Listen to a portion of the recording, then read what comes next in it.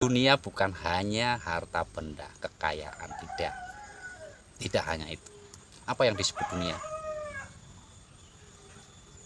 Ketika diri kita dilibatkan dalam satu ibadah, sholat misalnya, diri kita dilibatkan dalam sholat di situ. Itu juga tujuannya dunia. Karena apa? Karena merasa diri kita yang melakukan sholat. Ya. Ini loh, sangat halus. Hofi itu sangat halus, bahkan tak terdeteksi. Ini yang berbahaya. Yang namanya syirik kan dosa yang tidak bisa diampuni oleh Allah.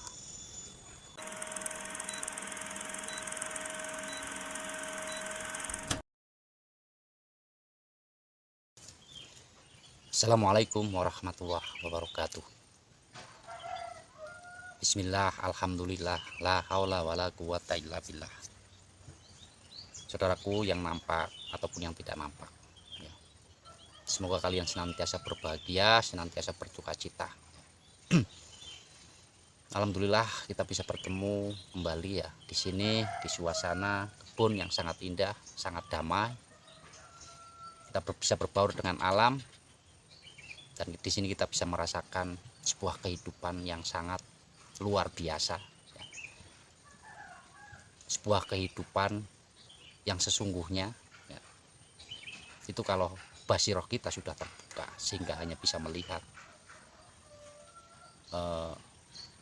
Allah di dalam apapun, baik dalam peristiwa, keadaan yang dialami oleh jasad ini.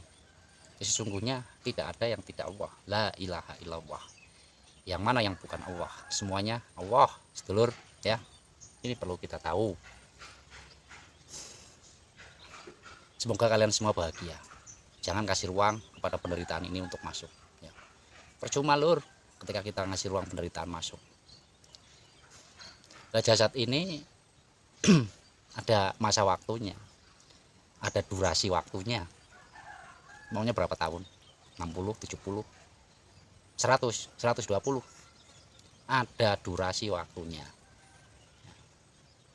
Nah, maka dari itu kita ya wajib berbahagia. Kapan mau bahagia ketika kita selalu meratapi sebuah penderitaan yang sesungguhnya, ya. Waktu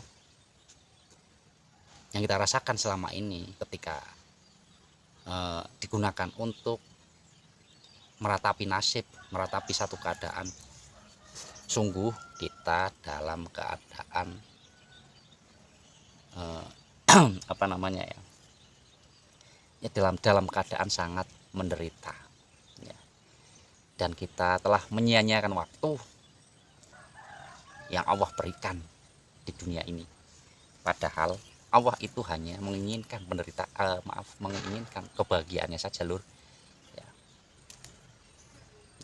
Berbahagialah, tersenyumlah walaupun jasad ini penuh dengan masalah. Coba untuk tersenyumlah, karena dengan tersenyum aura wajah ini akan terpancar loh. Ya karena apa? Hati yang riang, hati yang bahagia itu teraplikasi oleh raut wajah lur. Ya, makanya banyak orang yang bingung itu orang, ya, masalahnya banyak, baik ekonominya, baik pekerjaannya, tapi kok kayaknya kelihatannya biasa-biasa saja sih. Orangnya kok kayak nggak terlalu memikirkan sih. Aura wajahnya tidak cemberut, tidak murung. Itu karena dia hanya memberikan ruang di dalam dirinya, hanyalah ruang kebahagiaannya saja yang dibuka. Alhasil yang bisa memutuskan untuk bahagia atau tidak adalah kita sendiri, bukan orang lain, bukan satu keadaan. Ini yang perlu kita mengerti lur, ya, harus mengerti. Sebelum masuk pada tema, ya, ngaji santai biasa, ngaji santai, rokokan, jangan dibikin pusing lur, ngaji santai, rokokan dulu. Apa tema yang akan saya angkat pada pertemuan kali ini? Nah ini unik lur, ini unik ya. Tema yang akan saya angkat adalah tentang wujud Allah sangat nyata. Di dalam surat Al-Baqarah sudah ditegaskan di situ ayat 115, ya, bahwasanya timur dan barat itu adalah miliknya. Kemanapun kamu menghadap, di situ ada wajah Allah. Ini lur, dimanapun kamu berada, ya, kemanapun arah kamu menghadap, di situ Allah sangat jelas terlihat. Ya. Tapi kok Allah gaib? Ya artinya dirimu tertutupi oleh apa? Hatimu tertutupi oleh apa sehingga wajah keindahannya Allah tidak bisa disaksikan? Bagaimana dengan sahadatmu lur? Sahadat ini menyaksikan, maksud tidak bisa menyaksikan? Ya harus bisa menyaksikan. Yang nyata itu Allah, yang gaib itu makhluk, kita itu gaib. Sesuatu yang gaib ya tentu tidak bisa diakui keberadaannya. Kita hanya berbicara omong kosong saja lur. Kita sendiri nggak lihat kok, ngomongin yang tidak lihat, ngomongin yang kita sendiri tidak melihat, ngomongin kita sendiri yang kita tidak tahu, ya kan menjadi hal yang percuma. Makanya gaibkan dirimu, maka Allah akan nyata. Ya, Allah sangat jelas dimanapun, ya di situ ada wajah Allah. Nah terus dengan pengertian seperti ini lantas, oh berarti karena wajah Allah itu ada di timur, ada di barat, ada di mana-mana, berarti kita sholatnya boleh menghadap kemana-mana, ke timur boleh, ke barat boleh, ke selatan, ke utara. Ya tidak seperti itu loh. Ya, ada yang hadap-hadapan begini, ada yang satu menghadap barat, satunya menghadap ke selatan kayak gini, ya kan nggak rapi, nggak etis loh. Jadi ya tetap syariatnya dipakai, menghadap barat ya menghadap barat. Ini syariat loh ya, karena syariat itu menata hukum jasmaniah, sementara hakikat menata hukum ruhaniyah, dan ruhaniyah tak terbatas oleh arah, tak terbatas oleh waktu. Jadi kemanapun kamu menghadap, disitulah pertemuan terjadi sebetulnya loh, kalau kita mau selalu merenungi terus. Jenggleh-jenggleh loh, sangat nyata sekali. Kenapa kita tidak bisa bersaksi? Kenapa kita tidak menyaksikan? Kenapa kita tidak melihat? Dipakai buat melihat apa hatimu selama ini? Nah itu loh. Ini pertanyaan ya, dipakai buat melihat apa hatimu selama ini? Kok sampai Allah yang sangat jelas di situ tidak bisa terlihat? Berarti hatimu selama ini dipakai hanya untuk melihat dunia. Lur. Dan ingat, dunia bukan hanya harta benda, kekayaan, tidak hanya itu. Apa yang disebut dunia? Ketika diri kita dilibatkan dalam satu ibadah, sholat misalnya, diri kita dilibatkan dalam sholat di situ, itu juga tujuannya dunia. Karena apa? Karena merasa diri kita yang melakukan sholat. Ini loh, sangat halus. Khafi itu sangat halus, bahkan tak terdeteksi. Ini yang berbahaya. Yang namanya syirik kan dosa yang tidak bisa diampuni oleh Allah. Ya ini syirik yang sejati, berhalanya berhala, biangnya berhala. Ini di sini loh, yaitu keakuan diri yang merasa hidup, sehingga selalu dibawa dalam ibadah, dalam bekerja, dalam aktivitas apapun. Ini biangnya berhala. Hati-hati loh. Kita harus berhati-hati di sini.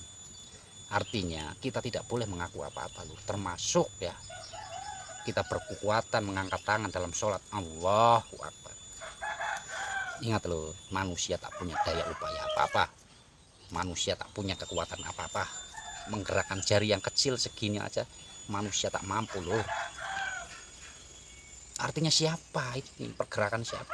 Ini harus selalu ditafakuri, direnungi. Ketika hal ini bisa terjadi, ya, dan bisa direnungi, akhirnya membuahkan satu kefahaman di situ. Nah, ini kita telah mendapat oleh kue donat. Tahu kue donat lur? Kue donat kan bunder ya, bunder, bulat, bentuknya kayak huruf O. Yaitu mulutmu hanya bisa mengatakan, oh seperti ini yang saya cari. Oh ini Allah. Oh ini rahasia kehidupan itu lur. Ini yang menjadi penentu seorang itu berada di zona musyahadah. Ini yang menjadi titik pertemuan dengan Allah dalam musyahadah. Nah, itu loh ya. Posisi hati yang sudah seperti ini ya. Inilah yang dimaksud dalam surat Al-Baqarah ayat 115 tadi. Kemanapun kamu menghadap, di situ ada wajah Allah. Bertemu terus lur, bertemu terus menerus tanpa putus ya, dalam aktivitas apapun itu pasti pertemuan itu akan terjadi. Nah kayak gitu. Jadi ini yang mesti kita pahami, ini yang mesti kita mengerti ya. Kenapa? Inilah satu-satunya ya, sunnah Rasul yang harus dialami, yaitu pertemuan dengan Allah. Satu-satunya sunnah Rasul yang harus diikuti, yaitu bagaimana Rasulullah Isra Mi'raj bertemu Allah. Artinya ini adalah ukuran selamat. Jadi setiap manusia wajib, saya ulangi, setiap manusia wajib bertemu Allah saat dirinya masih di dunia. Karena di dunia belum bisa bertemu Allah, di akhirat tidak akan pernah bisa bertemu Allah ya. Di dunia buta, di akhirat akan semakin buta, akan seperti itu loh. Ini makanya selalu renungi, ratapi, renungi dan rasakan nafas ini. Ini adalah nafas, ini luar biasa, mahal, luar biasa loh nafas, maha dahsyat nih nafas ini. Apabila dirimu bisa merenungi siapa nafas, sehingga terbukalah kesadaran ilahiyah di situ, maka selamat, Anda sudah pulang kampung ya. Anda sudah kembali pada fitrahnya manusia, yaitu kembali pada keesaannya Allah. Baik, segitu saja loh, tidak usah banyak-banyak. Cermati, renungkan, hayati ya, amalkan secara istiqomah apa yang saya sampaikan ini. Baik, semoga bermanfaat dan mohon maaf. Wassalamualaikum warahmatullahi wabarakatuh.